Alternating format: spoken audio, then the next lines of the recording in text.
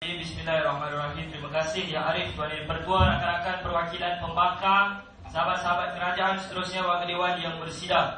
Tuan Yang Pertua, konsep satu Malaysia .2 bertindih kita sudah bersedia.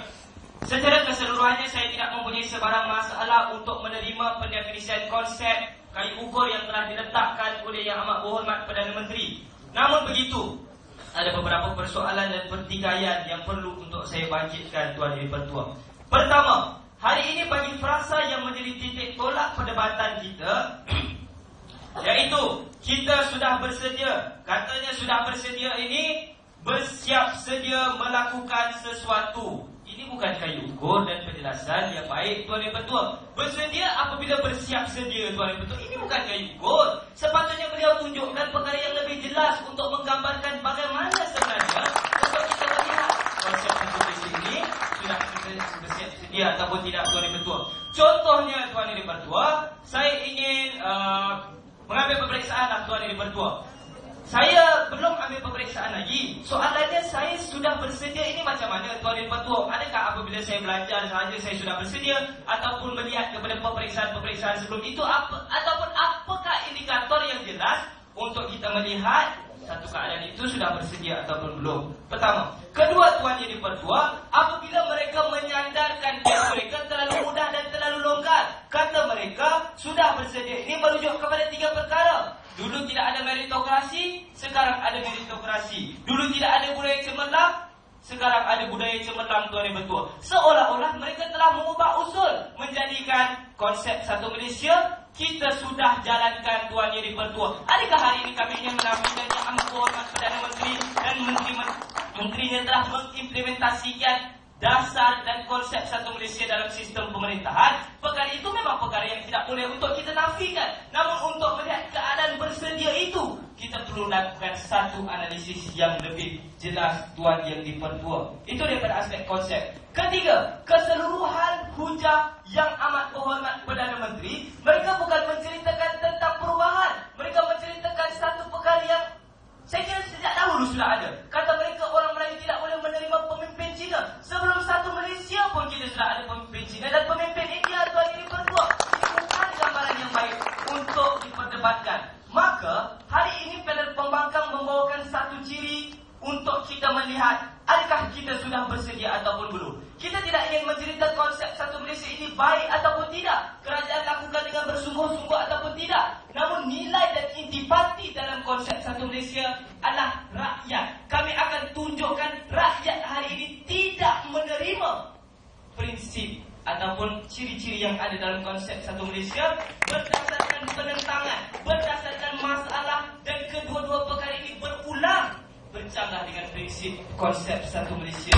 Maka kita belum bersedia. Silakan Yang Berhormat. Yang Berhormat, dan tunjukkan jika perkara yang ada pada meritokrasi pendidikan dan juga pendidikan ini membuktikan untuk mencapai matlamat satu Malaysia, mendapat perpaduan dan keadilan. Itu yang kita sudah bersedia. Tuan Yang Pertua, tindakan yang kerajaan lakukan memanglah untuk mencapai matlamat. Namun kita ingin melihat rakyat yang menjadi sasaran konsep satu Malaysia ini menerima ataupun tidak, Tuan Yang Pertua. Kami akan tunjukkan dalam hujah. Walaupun kata kunci hujah kami lain, tapi sebenarnya dalam hujah ini akan bersemuka daripada 3 aspek yang telah mereka ceritakan.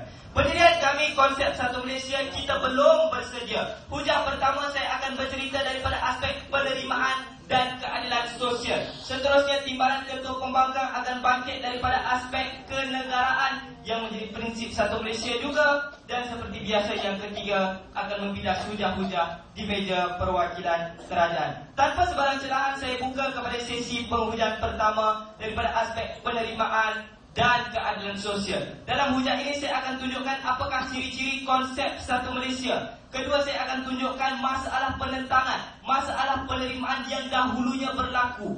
Kemudian sehingga ke hari ini ia berulang, Tuan Yang Pertua. Maksudnya frasa sudah itu menunjuk betullah kami menafikan frasa sudah. Kita belum bersedia. Pertama kita lihat sewaktu satu Malaysia dilancarkan oleh Datuk Seri Najib Tun Razak, Tuan Yang Pertua, berlakunya isu penyalahfahaman oleh orang Melayu yang menyamakan prinsip konsep satu Malaysia ini dengan Malaysian Malaysia, yang menganggap satu Malaysia ini akan menyamaratakan hak bumi putra dengan orang Cina, India dan sebagainya, Tuan Yang di-Pertua. Kita lihat, tidak sampai 3 bulan pertama pelajaran, lebih 21, hampir 21 memorandum bantahan telah diterima daripada perkasa Tuan Yang di-Pertua. Itu masalah dahulu, belum bersedia. Kita lihat hari ini, masalah masih berulang. Apabila pengimplementasian prinsip konsep satu Malaysia dalam ETP Tuan Yang di-Pertua menggunakan prinsip meritokrasi, yang mana kita ingin mengurangkan tender yang menggunakan kota untuk Bumiputera dan memperkenalkan sistem open tender dengan izin Tuan Yang di-Pertua,